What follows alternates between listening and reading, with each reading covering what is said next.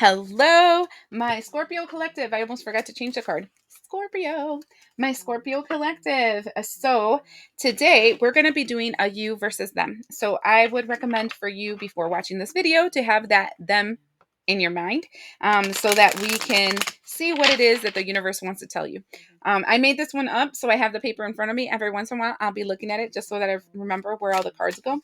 And the first thing that we're going to start off with is the energy of this relationship, right? Because every relationship has like a frequency that comes off of it. We're going to see yours. Okay, Scorpio? What is Scorpio's relationship person thinking about energy?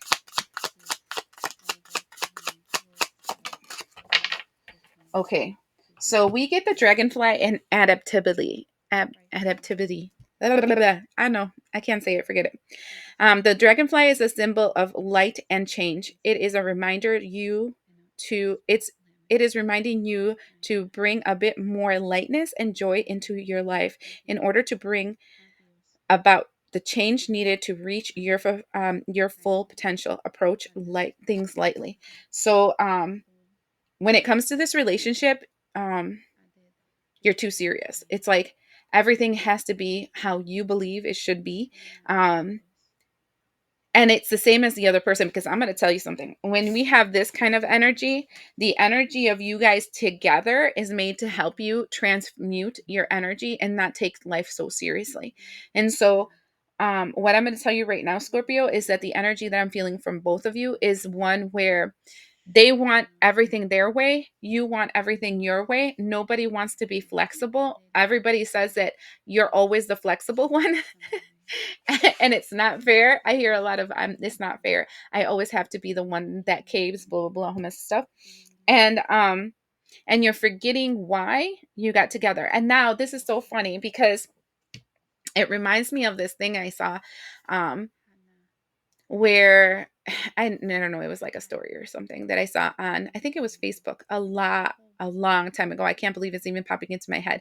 But it was this thing where this lady said, that when she got married with her husband, that her grandmother told her to open a joint savings account, and that um, once a week, each one makes the commitment of putting in a deposit into the savings account, and in the notes of the deposit put down like something good that happened in their lives, right? This is back in the day where people actually had checks, you know.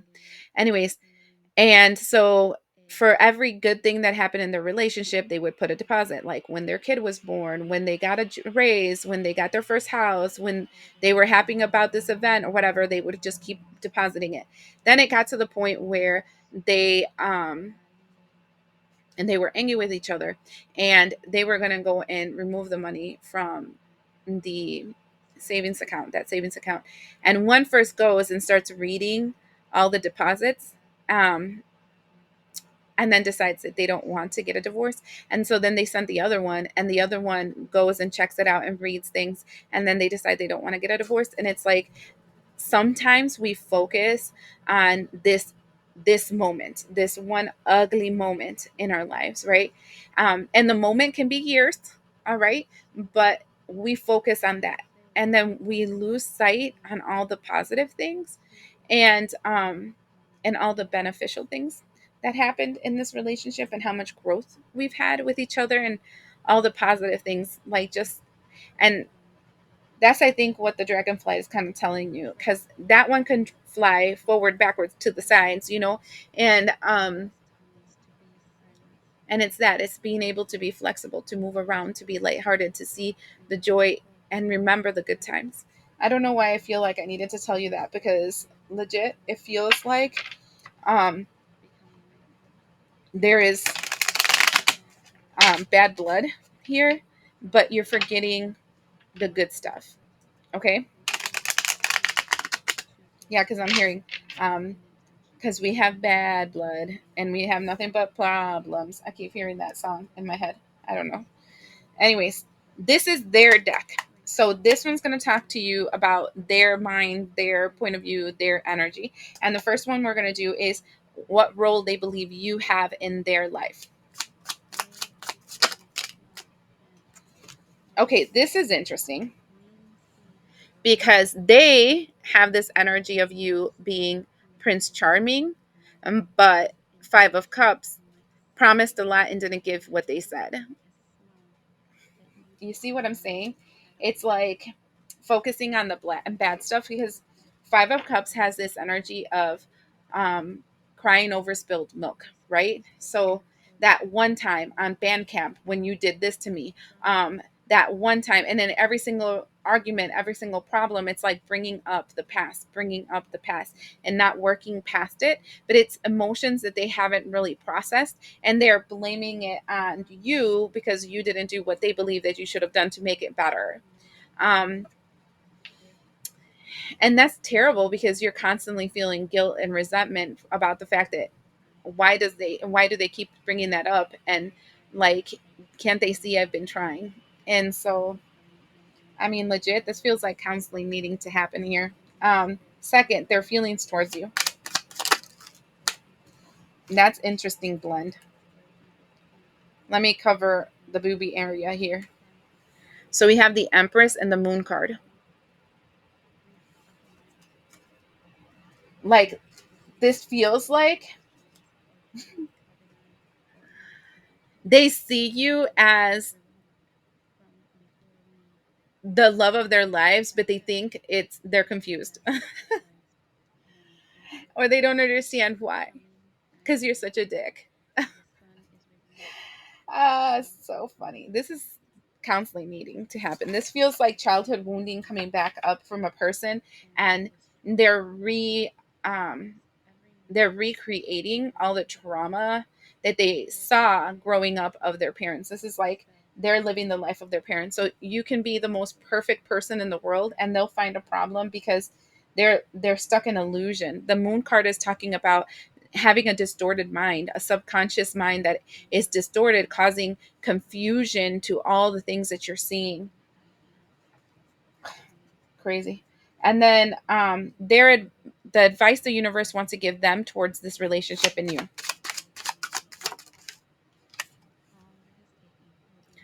That is the Ace of Wands, and that literally says, listen to your passions. This person sees you as their wish fulfillment, as their divine feminine energy, as the person that fills their heart, that person that takes care of them, the person that feels like home to them. It's like, listen to that. Get past the subconscious distortion that makes you feel like this person is evil. That's what the universe is telling them about you. In the bottom of the deck, this is exactly what I mean. In the bottom of the deck, we have the Five of Swords. The Five of Swords is Chiron placement. Chiron is your wounded warrior. It's the trauma that you've experienced from previous lives or from the beginning of this life that literally creates the cycle of trauma and problems that you have in your life from now until forever, until you heal it. Okay. So this means that this relationship is awesome. And then when we hit a Mercury retrograde, which usually are 3 to 4 times in a year, you guys, like, it's fucking hell. Okay. You're like literally going through hell. And then all of a sudden, like a light switch, and you're supposed to forget all the words that were said and all the feelings that you felt and whatever. And it's because this person is dealing with their Chiron. This person needs to learn more about what their Chiron is and focus their healing on that energy, because that's what having them distorted. They keep repeating cycles and they're very negative. Now let's see your energy. Okay, I split the deck, mind you, and we have the Ten of Cups. I mean, come on, that literally, I don't normally look too much at the splitting of the deck, and I literally have the Ten of Cups. Like, you see this person as your everything. Like, they're your happily ever after, but then they go psycho, and you're thinking to yourself, what the hell is wrong with them? Like, what else do they want from me? It's not you. It's a psychosis they have. It's something that is a trauma they haven't dealt with that they keep bringing up, and you're the bad guy because they can't pinpoint the fact that this was an event from their past, their childhood, whatever, and they can't pinpoint that. And so then the one that's doing it is you. It's not what he saw that his dad did to his mom, or what she saw, whatever. You know what I'm saying? Um, all right, so now let's go to you and how you see them. Okay, so you see them, or how they see you, okay, like what role they play in your life, right? Is the hangman energy. The hangman energy is like you're sticking to this. Like you see them as the person you will stay with. It's period. Like they're helping you grow, or they're helping you have a new perspective or whatever the hell, but it doesn't matter. You're not moving. Okay? Your emotions towards them, 9 of Wands. See, and you feel like this is a test of your love, of your faith, of this attachment that you have. Is just like, you don't understand. We're supposed to be together. I know it in the essence of myself. All right? Wake up. Why are you trying to hurt us? This is what this feels like. So I don't feel like you're going to go, but you feel like this is something that you need to stick with. Um okay, the advice the universe wants to tell you. Moon card. See, this goes back to that energy. Um, there's something in your subconscious also, some trauma, some wound that makes you stay with this person too. Um, you two are each other's hidden wound. And if you take a little bit of time to focus on what that means, um, you would see your wound. And once you see your wound and you start working on your wound, then this person has no choice but to deal with their wound. Um,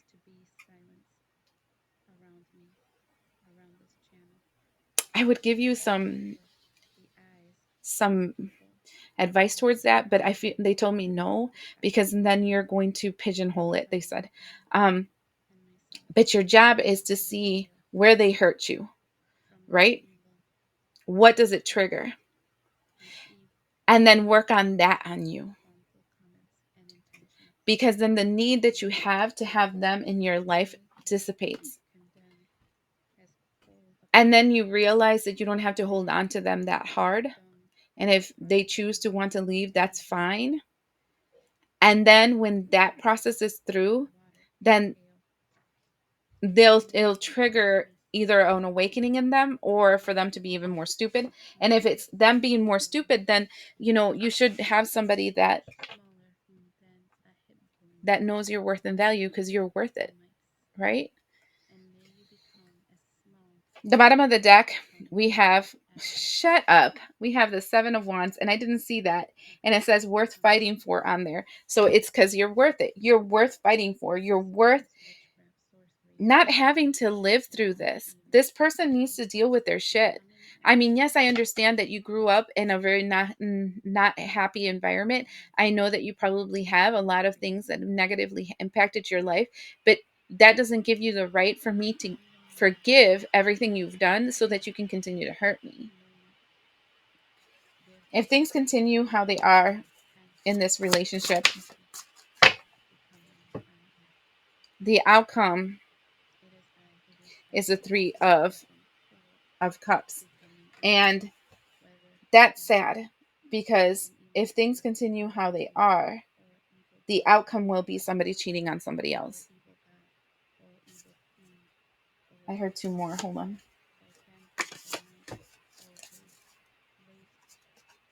Because somebody can't balance their emotions, 2 of Pentacles, and they're going to do an impulsive move with the Knight of Swords, and they're not going to mean it, but they're going to do it, and then it's going to fuck everything up. And then this is exactly what I tell people. I'm like, before you start cheating, it's better just to walk away from something and say, I mean, you're the right person at the wrong time, and then move on, instead of hurting each other. This person is hurt. This is a Chiron. Now, Chiron is a wound that they've done not only in this life but in other lives, and they have to heal from it. And honestly, the fact that both of you guys get a subconscious here is a good possibility that this is exactly what this person did to you in another life. And their job was to be in this life and fix it. And instead, you guys are just repeating a cycle. But mind you, that also means you guys are repeating a cycle. In other words, we as, I want to say, because that word is thrown around a lot, empath, star seeds, blah, blah, blah, BS, right? We have to also learn that sometimes feeding love to something and light to something over and over and over again is not helping anything. It's enabling that person to continue their negative actions. And so it's a need to know when it's time to let go. But I wouldn't recommend you letting go right now until you start delving deep into the wound that allows you to let this person treat you this way, because then you will just accept another one that exactly the same. I hope you understand that, Scorpio. And we'll see you the next time.